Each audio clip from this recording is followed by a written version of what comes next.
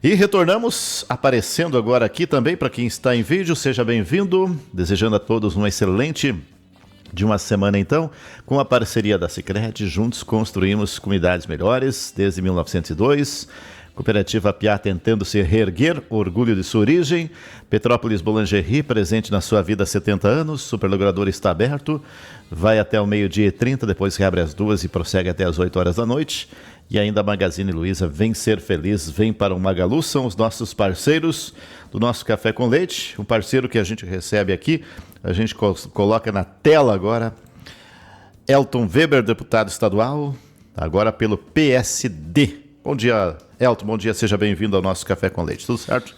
Bom dia, Sóstines, bom dia, ouvintes do programa, da nossa querida Rádio Nova, e que também por vídeo, né? E é bom estar contigo aqui, obrigado pelo espaço e estamos aí para conversar um pouco nessa segunda-feira, como eu disse, temperatura mais amena, mas é sempre bom estar aqui contigo e com nossos ouvintes e também pelo vídeo. Pelo vídeo. Vamos para a novidade, Elton. Vamos conversar aí, falar sobre partidos políticos. Tu fez tua vida política, tua carreira política no PSB e agora PSD. Mudança, o que muda aí o que te motivou também? Claro que a gente sabe que muitos correligionários, né, migraram aí para o PSD. O próprio governador, que não era do teu partido, mas era do PSDB, foram para o PSD. E agora, desculpa tu, tá? Que eu vou chamar assim. É da terra, pode, né? Pode, deve. Eu sei que o senhor é de respeito, não é por uma questão de idade ou mesmo hierarquia às vezes, mas pela proximidade, vamos chamar aí Elton Weber de tu, né? O que te motivou aí para esse novo partido, Elton?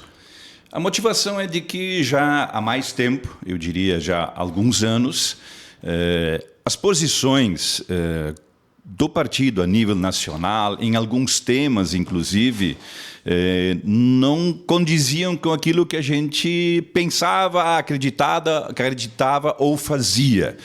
Nos últimos 2 anos e meio, às vezes até era repreendido, de certa forma, por lideranças até nacionais, porque em alguns momentos, é o que a gente faz, críticas ao governo federal, inclusive, por exemplo, do seguro agrícola. Seguro agrícola que já foi muito melhor, piorou. O momento que nós tivemos da seca no estado, enchentes, muitos agricultores, estou falando da área rural agora, que não conseguiram a securitização. Então, quando a gente criticava isso, só um exemplo prático. Aí vinha situações, não pode, não deve. Bom, eu tenho opinião, defendo uma classe, defendo um setor, defendo a nossa região, e quando isto não é aceito, a gente se distancia, né? Enxerga que não tem mais um espaço de acordo. Ao mesmo tempo, também no ano passado, quando foi então escolhida uma nova direção estadual, a direção nacional disse que essa direção não ia assumir. Inclusive, no final do ano, fez uma intervenção. Tudo isto somado a questão do posicionamento, de não entender que a ideologia ou o que o partido defendia não condizia com o que eu defendo, nós entendemos que deveríamos mudar de partido. E, por fim, nos filiamos ao PSD, que muda uma letra, que é o D, que ele fica no lugar do B. Na nossa opinião e na minha visão, isto não vai mudar a minha forma de trabalhar, do que eu acredito e do que eu defendo. E, inclusive, quando se discutiu com este partido, o PSD, que estamos filiados agora, nós deixamos muito claro isso. Nós não vamos ficar amarrados a uma sigla ou a uma pessoa que queira comandar. Nós temos posicionamento próprio e vamos tentar trabalhar, sim, com esta sigla, sem dúvida nenhuma. Mas também temos que ser respeitados do que nós pensamos e que nós defendemos. Estes foram os motivos que levaram eu, o deputado Heitor Chu, o deputado Lucas, o próprio governador e tantos outros a migrarem. Então, a nossa posição vai continuar sendo defendendo aquilo que a gente defende. Os temas da região, do município, da comunidade, do setor agropecuário, com toda certeza, a nossa agricultura familiar e também do empreendedorismo, que é muito importante, turismo, tudo aquilo que nós temos na nossa região e também do estado. Nessa linha de defender, né, o posicionamento, Elton, é Caiado ou Eduardo Leite? Mas antes, eu sei que tu não gosta de muito ser enquadrado, como tu bem disseste, né? E já fosse, seja pelos indígenas, seja pelo pessoal do judiciário. Agora, dentro do partido também não dá, né, deputado? Quando era o PSB, isso o pessoal não tá te podando, não é do perfil do Elton Weber ser aquado, não é mesmo? Não, eu não gosto de ser acuado e quando sou acuado eu reajo.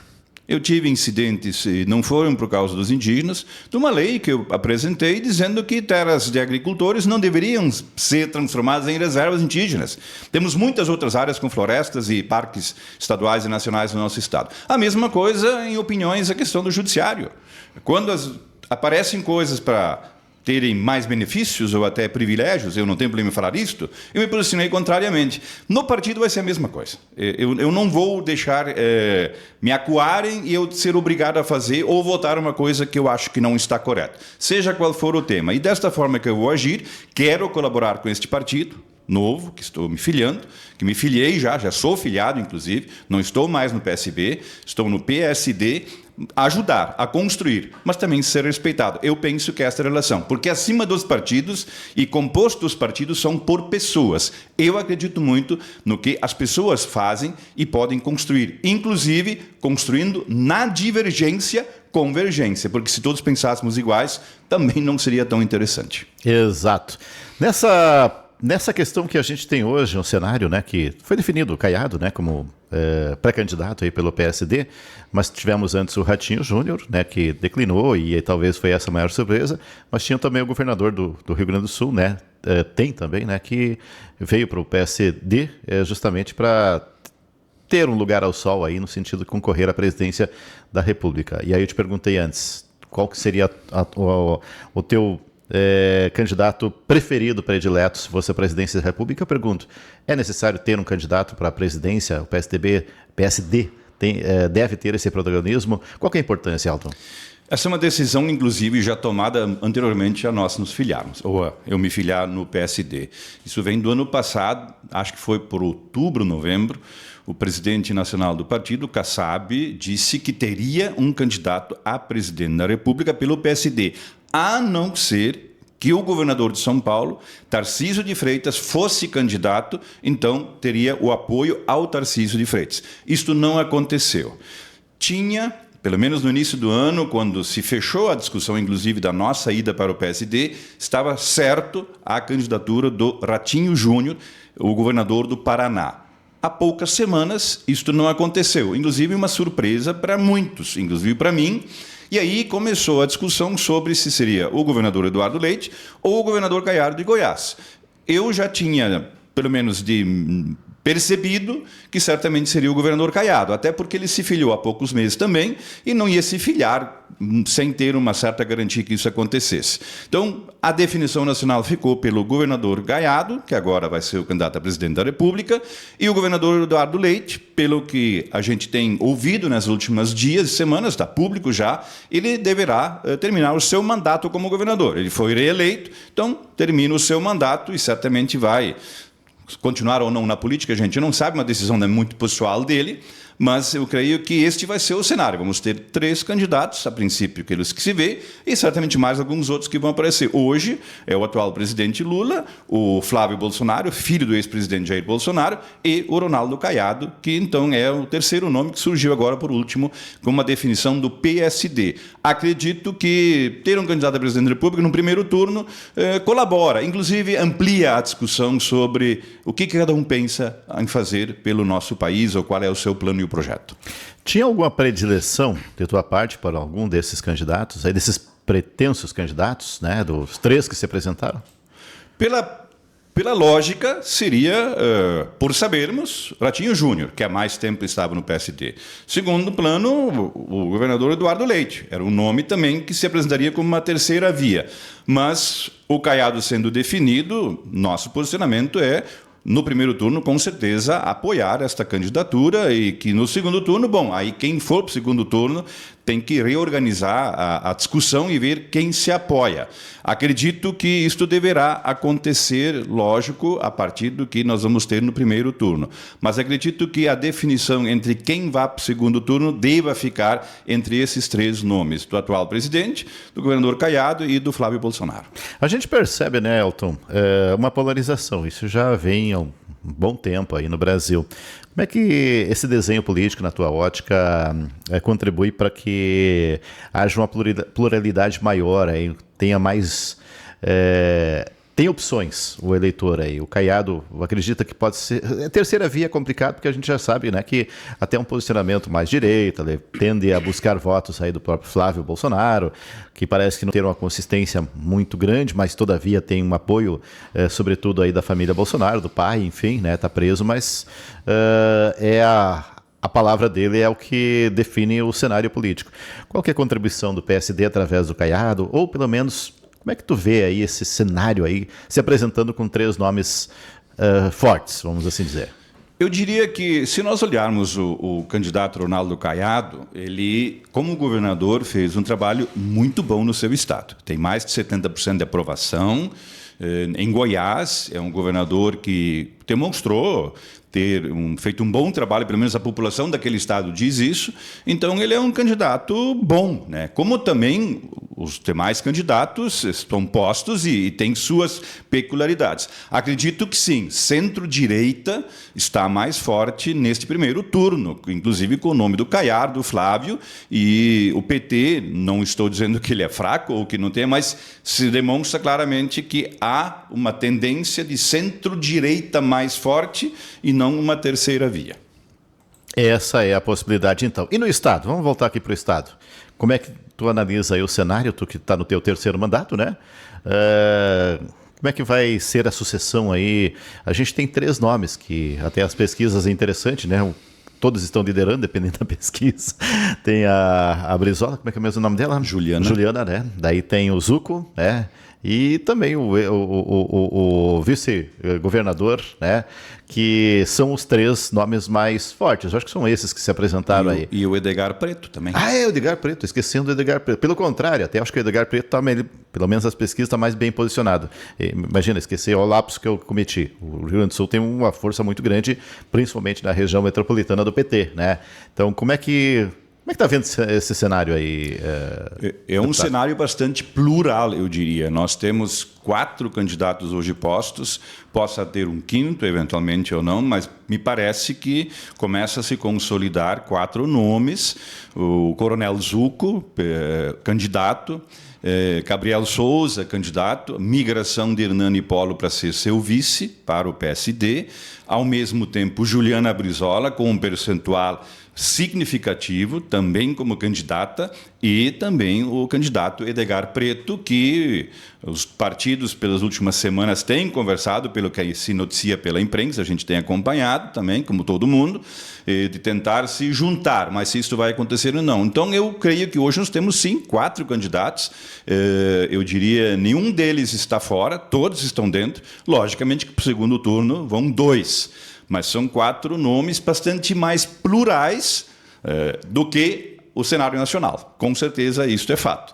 Tem mais candidatos também centro-direita, centro-esquerda, esquerda e direita também. Então, há uma pluralidade um pouco maior neste cenário e que, com certeza, agora daqui para frente, as definições, até porque as definições finais ainda acontecem até final de julho. Aí que as convenções vão decidir quem serão os candidatos a governador, vice-governador, presidente e vice também da mesma forma. Embora que o cenário está praticamente desenhado, mas poderia ainda eventualmente ter alguma alteração nessas decisões para os candidatos. E em outubro, todos, gaúchos e brasileiros, vão poder escolher quem entenderem melhor para ocupar especificamente estas funções de muita importância para o futuro dos municípios, estado e do nosso país também. Talvez, no campo da especulação e até do que se noticia, né, possa ter 3 candidatos, diferentemente do que a nível nacional, né, que tem 2 na ala mais direita, né, que é Flávio Bolsonaro, né, e o governador lá de Goiás, né, o Ronaldo Caiado. Ronaldo Caiado, esqueci o primeiro nome dele, por isso chamei de Caiado antes, né? Segunda-feira é complicado, a gente já tomou café, ainda não, o Tico e o Teco ainda não estão acelerados aí. O Caiado, né? Aqui no estado talvez ficaria, digamos assim, a união, talvez, da Juliana Brizola com o Edgar. E daí ficaria também 2 que eu não posso dizer, o governador não é é um centro-direita, dá para dizer, né? O vice-governador. O né? MDB é o vice-governador. Então é um centro-direita, dá para dizer, um posicionamento, né? Então ficaria mais ou menos nesse viés, mas não tão polarizado. Exatamente. Eu também penso desta forma e é bom ter esse debate sobre o que os candidatos possam apresentar, o que pretendem. Isso ajuda a definição, embora que com certeza muitas pessoas já têm definição, porque entendem que a pessoa que já se apresentou sendo candidato, certo, vão votar nesse. São os eleitores já definidos, né? E que são um percentual já bastante significativo, segundo o que tem mostrado pesquisa sobre a opinião popular, ou a opinião das pessoas sobre os possíveis candidatos, especialmente a nível nacional. Exato. Pessoal, quem está chegando agora, estou conversando com o deputado Elton Weber, do PSD, né? Deputado, o senhor vai para uma nova corrida aí, vai tentar mais um mandato como deputado estadual? Sou pré-candidato. E é o momento que a gente define e discute possíveis candidaturas, né? Então, sou pré-candidato, sim, para mais um mandato e concorrendo agora pelo PSD. Tenho conversado com o pessoal aqui do Partido em Nova Petrópolis, vereador Tully, o Charles, Alexandre da Silva, vice-prefeito, também migrou para o PSD, e também falado com lideranças regionais. Tenho me deslocado, Vale do Caí, Serra, enfim, vários lugares, várias outras regiões do estado, colocando isso, principalmente da questão de que a forma de trabalho a gente não muda do que se defende, mas posicionamento político partidário, este muda sim, e pelas razões que conversei anteriormente. Não estava mais dando certo com opiniões e posicionamentos, especialmente a nível nacional, no partido onde eu estava afiliado então. E agora, com o Kassab, vai dar certo? Se vai dar certo, só o tempo vai dizer. Eu pergunto pela projeção política que ele tem, até eu diria, isso faz parte também do jogo, né? Não vamos dizer que isso é... Nós temos aí a nível de liderança, não é o presidente do partido, mas todavia é o dono do partido, que é o Lula, né, do PT.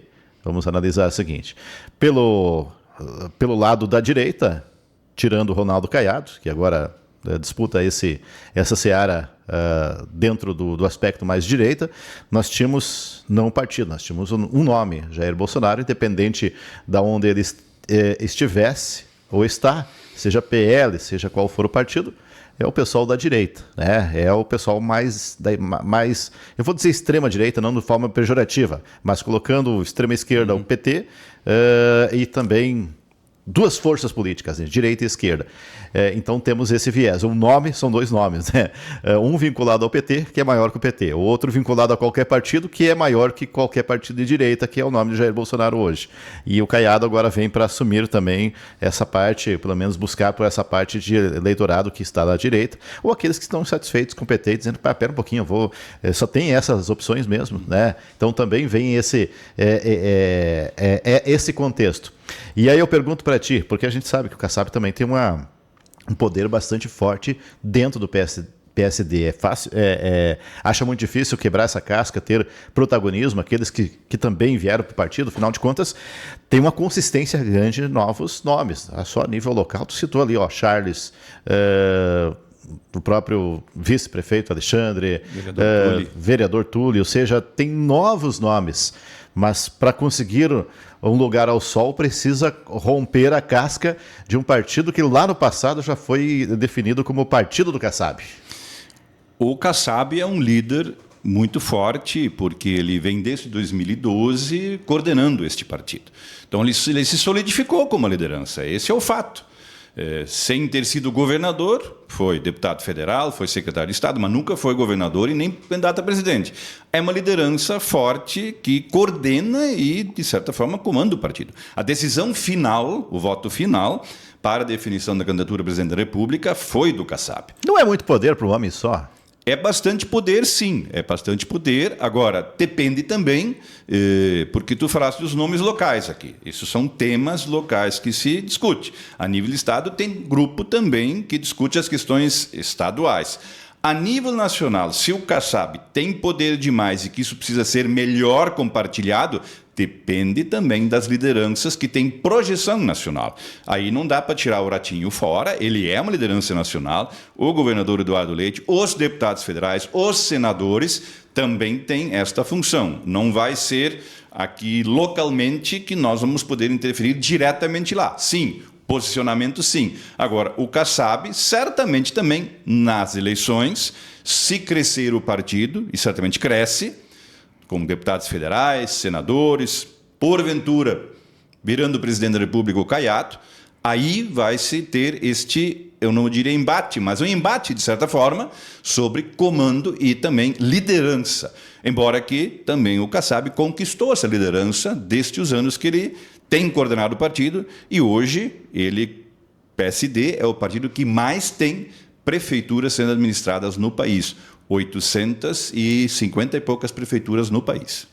Ou seja, é um quantitativo muito importante que não pode ser desconsiderado. Pelo contrário, é um ativo muito grande, né? É um ativo muito grande. Inclusive, pelo menos na negociação política que se tem em Nova Petrópolis, próximo mandato, se caso vier a se confirmar, seria o Alexandre, do teu partido prefeito. Pelo menos é isso que se estabeleceu na conjuntura, na negociação para a dupla, né? Ou seja, uma prefeitura a mais, talvez. A discussão local, ela teve já um capítulo na eleição anterior, onde o Daniel Michaelis, nosso prefeito, com quem temos trabalhado, dialogado muito, sob coordenação da administração municipal, junto com o Alexandre, os dois se uniram por uma candidatura, foram vencedores, encaminharam algumas formas de trabalho, do futuro também as definições, e eu acho que isso tem que ser respeitado quando se tem alguns posicionamentos e discussões. À medida também que as coisas vão passando, as discussões avançam. Então tem sim já uma questão discutida que nasceu inclusive da decisão dos dois de concorrer a prefeito, caso Daniel, prefeito Daniel, e o vice Alexandre. Então, eu penso que eu não sou de interferir. Eu não sou a pessoa que vai dizer, eu quero interferir, não. As discussões locais, elas têm que ser respeitadas e é assim que eu vou proceder sempre a partir do que foi combinado. Mas o senhor está interferindo. O senhor interferiu positivamente, é importante agora, estou pensando, o que o sócio vai tirar desse chapéu aí? E foi muito importante trazer um pouquinho para o assunto local, né, Elton? A questão de algumas demandas necessárias que tu atuaste, né, que foi principalmente aí essa verba para a nossa estrada dos boêmios, caminho dos boêmios. Pomeranos. Fiz uma injustiça aqui com os boêmios aqui da linha Imperial, linha Brasil, linha Areia. Importante organização também dos boêmios. Dos boêmios, mas não vamos tirar o que é pomeranos. Né, dos pomeranos aí, e realmente é o caminho dos pomeranos, né? E ali teve uma importante participação tua, de lideranças, porque é altamente necessária essa obra. Eu estava passando agora sábado passei, pela 116 ali, Vida Cristina, retornando, e ali eu vi que já tem várias perfurações no quilômetro 178, e quando tem aquelas perfurações, parece que vão colocar dinamite ou algo do tipo. Ou é sondagem, naquele trecho que é o mais preocupante, que é um crítico, né? Porque é o local que vai ter que ter uma estrutura maior, né? E aí, até que ponto a gente está seguro com a 116? Uma segurança, pelo menos uma alternativa, veio justamente através, né, desse anúncio aí, e agora a liberação também de verbas em etapas, né, da pavimentação justamente do caminho pomerano aí. Como que foi a tua participação? Como foi essa batalha? Como foi essa briga? É importante dizer que é resultado de um trabalho a muitas mãos mesmo, porque este assunto remota até já em 2024, logo após as enchentes, que a BR-116 ficou trancada, continua trancada. Eu fiz o levantamento de 2014, Sóstenes, até agora são mais de 70 meses. Mais de 70 meses, de 2014 a 2026, que nós estamos parcial ou totalmente com a BR fechada. Só isso justifica tudo que foi feito por a comunidade, especialmente no projeto do Caminho Pomerano. Isso começou ainda em 2024, na gestão anterior, as primeiras iniciativas. Tenho que falar aqui do Cláudio Kotschalk, do Walter Wohlmeister e tantos outros. Vou citar esses dois, mas tantos outros que colaboraram. A administração municipal atual fechou um projeto, licenças ambientais, fez isto, a nossa prefeitura, e encaminhou, junto com empresários, entidades, CDL, a Simp, empresas, Sicredi, que eu sei que esteve muito envolvido, enfim, toda a comunidade se uniu, inclusive já para buscar recursos para abrir a estrada bruta, né? Isso foi feito pelas pessoas da comunidade.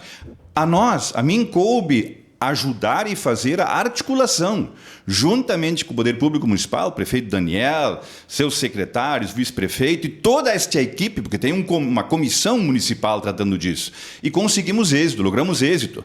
100% do valor, pode dizer, praticamente, desta obra será liberada, está sendo liberada pelo Estado, convênio já assinado pela Prefeitura Municipal com o Governo do Estado, pelo FUNRIX, para a liberação de 14,5 milhões, mais ou menos este é o valor, para fazer esta obra. Então, sim, nós tivemos a participação ativa, principalmente lá junto ao Governo do Estado, mas sempre dando o respaldo, isso que eu quero enfatizar, das nossas lideranças de Nova Petrópolis, porque senão não iria avançado. É o projeto dentro do FUNRIGS que mais recebeu recursos de todos os municípios. Tem municípios com 10 milhões, com 8 milhões, para as rodovias de resiliência, chamados, para ser uma segunda via, a nossa BR-116, em outros municípios, são 8 milhões, 10 milhões, 6. Nós somos o município mais contemplado, graças ao trabalho de todo mundo. E nós ajudamos nesse sentido com toda certeza também, e quero agradecer aqui e destacar o papel de cada um, do Poder Público Municipal e de todos que ajudaram. E esta é uma forma que eu acho que nós temos que usar para fazer, quem sabe até ações no futuro. Mas isto, com certeza, a comunidade abraçou e vai continuar abraçando causas desse sentido. Elton Weber, obrigado pela tua participação aqui, vou te agradecer, né? Se tiver algum assunto mais relevante que eu não tenha te perguntado, fique à vontade para comentar. Eram esses que eu gostaria de abordar contigo, são assuntos importantes que impactam no país, que impactam no Estado e aqueles que também que mexem com o nosso dia a dia e tão importante essa demanda que foi trabalhada aí com várias lideranças, né, que tu fizeste aí esse trabalho de articulação. Parabéns, é necessário para a sociedade. A gente muitas vezes fica até reticente, porque político, a gente tem que ver também as ações políticas, que a gente não vive sem política, e políticos que fazem um bom papel, um bom trabalho, a gente precisa enaltecer, reconhecer, e acho que a sociedade é importante, é justo que ela reconheça que essa obra vem muito aí a colaborar com a recuperação da cidade, tanto econômico, como também, eu digo até do ponto de vista anímico, né? Afinal de contas, quando a economia está indo bem, quando a gente melhora um pouco do ponto de vista do estado social e emocional, tudo flui melhor. A gente falava fora do ar sobre outra questão, não tem nada a ver com o assunto aqui, mas a gente vê que às vezes as questões, né, o fundo emocional, o fundo anímico da pessoa, ele também prejudica muito a cidade. A gente tem que ser otimista. Nem sempre é fácil ser no mundo que a gente vive com guerras e tudo mais, né? Mas as pequenas ações que são de grande impacto, pequenas para no contexto global, né? Sim. Mas local tem impacto muito significativo e assim é esse projeto e outros que tu tens aí estado à frente. Obrigado pela participação. Eu diria que se pudéssemos ter conseguido fazer antes essa rodovia, já estivesse pronta, era melhor, com toda certeza. E sabemos, eu converso com pessoas também aqui da cidade, a dificuldade que tem enfrentado, o turismo, o acesso, enfim, o transporte de produtos agrícolas, saúde, escola, então tudo isso interferiu. Mas as pessoas podem ter certeza que as pessoas estão trabalhando, seja na área política e a própria comunidade, as organizações, enfim, têm tentado fazer o seu papel, não tão rápido quanto gostaríamos, mas vai acontecer e está acontecendo. Por fim, aqui te agradecer muito, sócios, pelo espaço mais uma vez, dizer que estamos amanhã de manhã indo a Brasília, ficaremos terça e quarta-feira lá, acho que é importante mencionar.